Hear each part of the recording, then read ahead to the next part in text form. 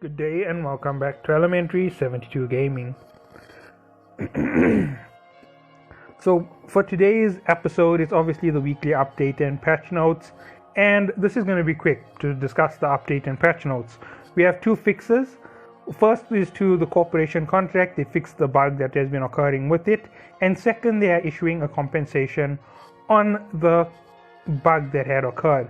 That's the end of the patch notes. Now, I'm going to go and discuss exactly what I did in yesterday's episode, where I said that NetEase is killing the game again, and you'll understand everything if you listen to the entire explanation I have before you try and track back. So, people were asking how I got my population figures, when NetEase has never released population figures, and that's by private survey. The big corps are very easy to get information on because of how large they are, and people like bragging about being part of them.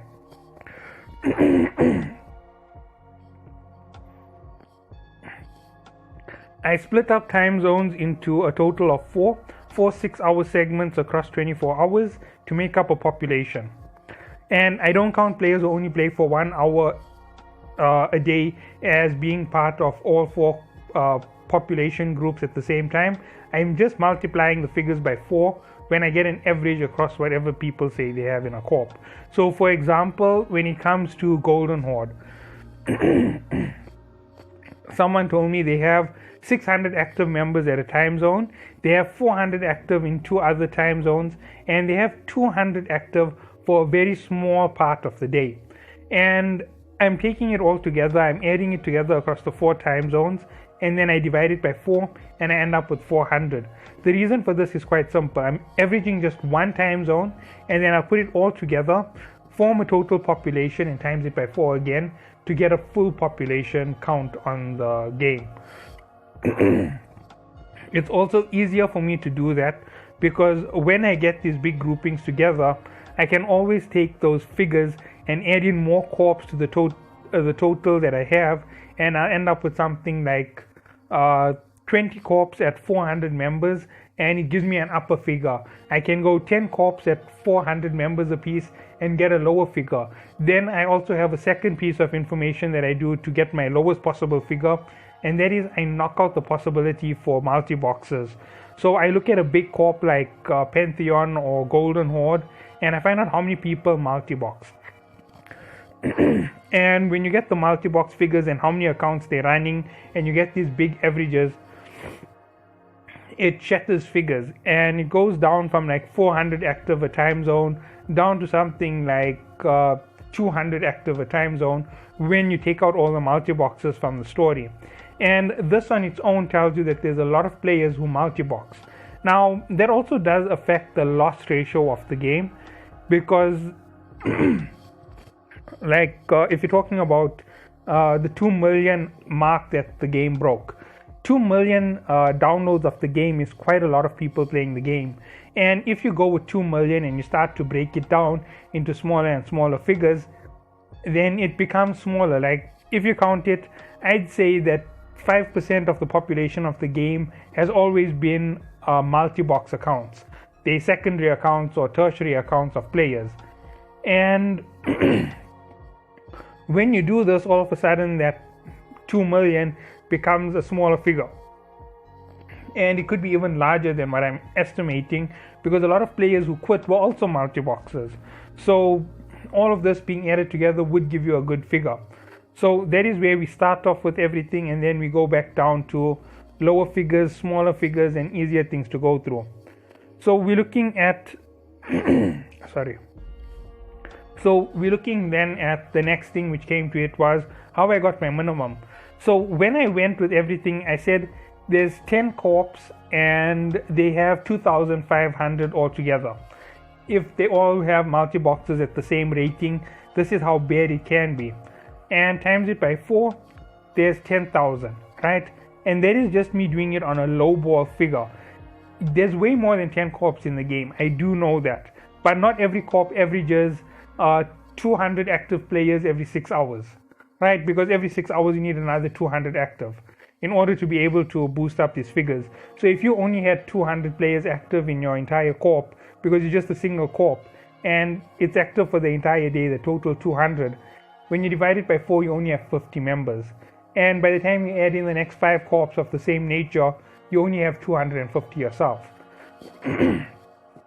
You get it? That's how come I'm counting it as just 250 active per corp across 10 corps, giving me 2,500, timesing it by 4 for all time zones, giving me a total player population of 10,000.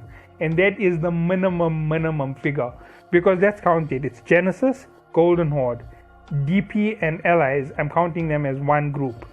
Fireflies, Silent, Pantheon. I am not counting Trimarch, all of those other figures. Honeybees. Let's see. There's Fireflies, the unknown corpse in the one section of the game, which I don't know exactly, and then there's the mass which forms in Jita. So I count that as 10, but I could actually count that as a much larger figure depending on how I look at it. The reason why I didn't overestimate the central figures is a lot of the people who you find in the center are from corps like Golden Horde, Genesis, and you find that it's a lot of the time the big corp names that pitch up in the center. So you can't really count them as individual corps or individuals from different corporations all over the place within the high sec and low sec regions. And populations are only really high around the business hubs, so places like Amar, Jita, and around them the sectors which lead into them are the only places with high populations, and those are what make things go off slightly. It's the reason why you can't get a proper estimate on those small little corps that are all over the place. Okay, so now you have the idea on how I got my minimum. How did I get my maximum? I went straight up to 400 per corps. Right, I said that is a good figure, and I said there's a possibility of not just 10 corps in the game, but way more. So I times it by 4, I get 16, and I times that 16 by 4 again to just estimate that there are 40 corps in the game, and this gives me over 64,000. But that figure is a little bit too high, so I reduce it by 24,000 and keep it safe at around 40,000 players. As I said, it could be much higher, but that's how come I estimate the game's population in those figures. It's a bit too much of a high ball, just like how my low ball was a bit too high at 16 and I brought it down to 10.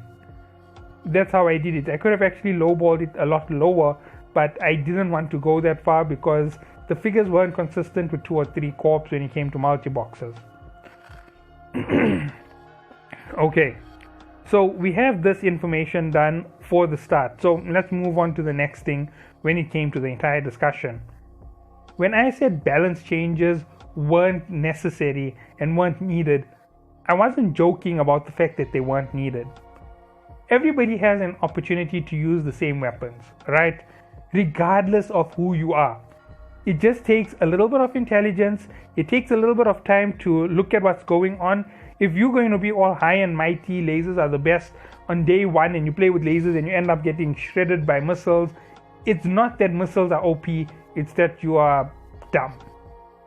Plain and simple. You were dumb to jump onto lasers when you didn't test out the missiles. You were dumb to not listen to what everybody was saying when they said missiles are OP. Right? Because it isn't OP. It is an easy to use, very well-rounded weapon system. Lasers are a very powerful, very long-range weapon system. They have their advantages at range, but they also have massive fall-off, which is the one negative to their massive power. You can fight people at huge distances. They're no good for ganking, they're no good for gate camping, and that is the reality behind it. There was 1 or 2 ships which did make use of close-range combat, but they were still weak against the missiles. And that was the reality behind it. You needed to know that was in the game. Due to poor decisions, you made a poor decision and you start whining on the group that missiles are OP and they totally out of balance.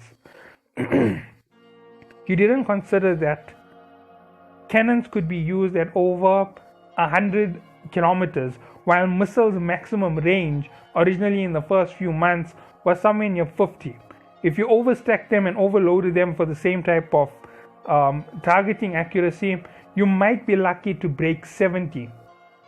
That being said, you still had a 30-kilometer advantage over missiles at their maximum, and not even the ones that you were complaining about being too OP. There you go. I've just explained where you didn't see balance. They were totally balanced. Okay, so moving on to the next aspect of everything that came into the game. Okay, this is quite heavy, so let's go on to it. Then people started complaining about shield versus armor. Armor guardians work together in a group. They link together and they heal and they correspond with each other. This makes them more powerful as a group instead of individually. If one individual doesn't regen armor, the entire armor field becomes weaker to an opponent. So it is a group effort to keep up an armor field. A shield field is a single person's objective to keep up the shield field around an army. With this being done, you now have an advantage to shield fields and an advantage to armor fields. They are variantly different to each other. Armor fields can withstand a lot more firepower, right? And that is on the individual. When it comes to shield fields, they can take in a lot less, but they can protect a lot more. Now, what does that mean for the overall aspect of playing within the grand scheme? If you're going to use an armor field, you are open to attack in numbers when you have a weak opponent. Not a weak opponent, sorry. A weak ally. And it's up to you as the players to notice these patterns. It doesn't mean that you have a 10-man fleet, you decide you're going to take a 10-man fleet running shield doctrine with maximum skills, and you're going to throw them in a shield field. You'll last 20 minutes against a volley of fire before the shield field drops. Right, let's go see what the armor field can do. We have 20 people in the field. One person is an expert with armor. Everybody else has basic skills in armor. Right, let's see. This thing now runs for 15 minutes. Therefore, shield fields are superior to armor fields. No, that's not true. Shield fields have a heavy drain on the person's capacitor when they recharge their shield, when they boost up their shield to get more power. That is its negative. Armor fields, each person is regaining their own armor, boosting up the armor field all over again. That's how come it transfers and keeps strong at that range. If everybody there was an expert, everybody is an expert on both sides, you'll find that they last around the exact same amount of time. The only difference is the shield field has a distinct advantage because once you take it down, you can still recover and deploy a second time within the period of losing the shield and gaining back a shield field. It is a possibility, it's something they can do, but not many people do it. And this is what makes them equal. Can you apply it in a real fight? Yes, you can. Will you apply it? Highly unlikely. There's too much of lag, too much of time dilation. It makes fights way too long, way too drawn out, way too difficult to plan. That is why you don't see that they are equal, because you haven't seen all aspects of your deployment, of your play. They are equal. They're equal in strength. It's just that it's easier to use a shield field because you can always deploy a shield field in front and hold an armor field for later for a quick backup. It gives your shield field a chance to regen its shield and then redeploy altogether. Ooh.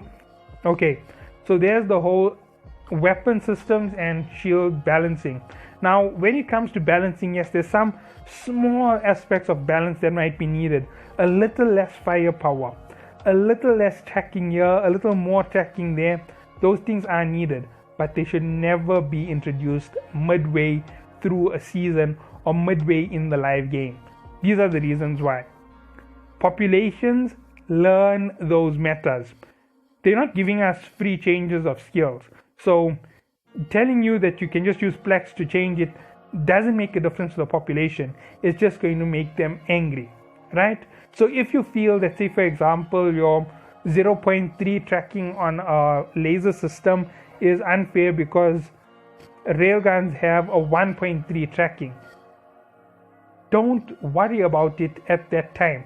The tracking may be different, but the ranges are way more variant. You might have a standard variance of 80 kilometers without any extension. They may need an extension to reach your range, right? And when you put extensions, you can't beat them. When they put extensions, they're gonna outclass you by tons. Yes, that's because they've extended it. But that 1.3 ratio becomes skewed by the distance that they have. They apply less and less damage. You get it now, they have more range, but they have less damage. They have lower firepower, they have less. You have to understand there's so much to add just to figure out whether a person is OP or not. And like Sovereign had said in his video, things aren't unbalanced. It's just that sometimes a very good player uses a weapon and it looks like it's fantastic. And sometimes a noob uses a weapon and it looks like it's absolutely useless. It could happen with the missile. Let's say, for example, the Rapids in the first part of the game. You go in and you jump into a T10 mission and you get wiped in a matter of seconds. You couldn't finish the T10 with Rapids. Then all of a sudden, I was a good missile user. I jump in with medium missiles and I wipe out the entire mission, right? Now, considering that I'm a missile user, you're going to say I use the best missiles available, the Rapids, but I didn't use them. I'm very good with the missiles because I use a rapid configuration on my ship with a long range weapon. So I can take some hits and I can still dish out from a much greater distance. So I have fall off playing a role in helping me survive. There's it, that's exactly what I did. Now, with all of this being said, it does give advantages to everybody in the game. There are certain places where you will have an advantage and certain places where you won't have an advantage. Note that before you go and ask for a balance change. So that is one of the reasons why balance changes are bad in the middle of a game, because they don't take into account what has happened. So where do you introduce things like a balance change if you want to change up the meta of the game? When you add in new content. Now, why would that be a good time? Let's just put it as follows. We didn't have much going on before T9, right? So T9 is coming out, we're having ships come out. They already launched in the game because you know they're there. Modus Legion is coming out. The Legion is going to be the most advanced ships ever in the game. With this here to accommodate the new faction being added into play, we're going to be rebalancing the weapons. This year will be done on a tweak basis. After 4 weeks, we'll have our final iteration of the weapon balance changes. Fantastic. People are going to cry about it. They're going to say this has gone wrong, that's gone wrong, that's gone wrong. They tweak it week 1, tweak it week 2, tweak it week 3, week 4, final tweak, done. Then they have to wait till their next big update. We're introducing wormholes. Right, problem with wormholes is there's not enough people using armor doctrine, or not enough people who are expert with armor to use the armor doctrine effectively. So we're going to increase the regen rate for armor by 3% or 4%. It's a small increase, but it will make a difference to those armor fields. All of a sudden, players are happy about it. Shield fields are unhappy about it. They say they're tweaking. After 2 weeks, it becomes a 1% increase. It has a massive difference to them, but everybody is happy because you tweak it over 4 weeks with new content. The new content secures players. The tweak upsets players. The tweak after the first one, the second one, people feel like you're listening to them. The third one, they feel like you're listening to them. The fourth one is actually what you actually intended, and that's where it comes with the perfect balance. There you go, easy peasy. And if things aren't balanced by the end of the 4th week, you can always revert to original. And then you continue on till the next event, and the next big thing, and the next event. And that's how you play balances. Introducing new items, introducing items that can't be attained. You use those to change up your balance.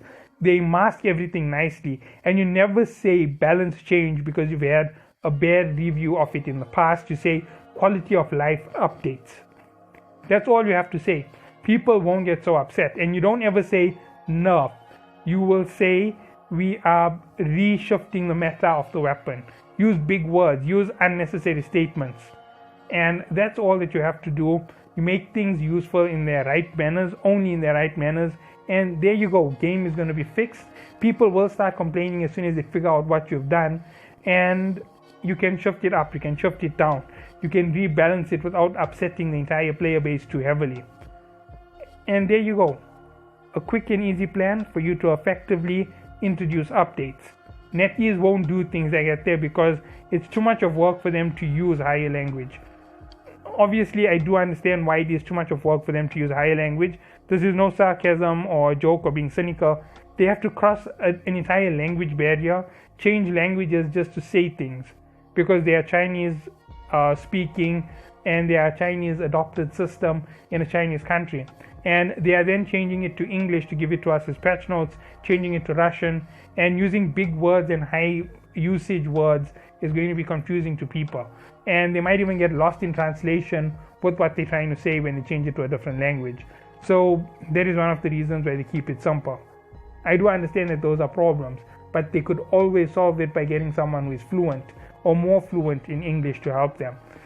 Hire a translator. Doesn't cost that much. You only need them once every 3 or 4 months when you do something big. End of story.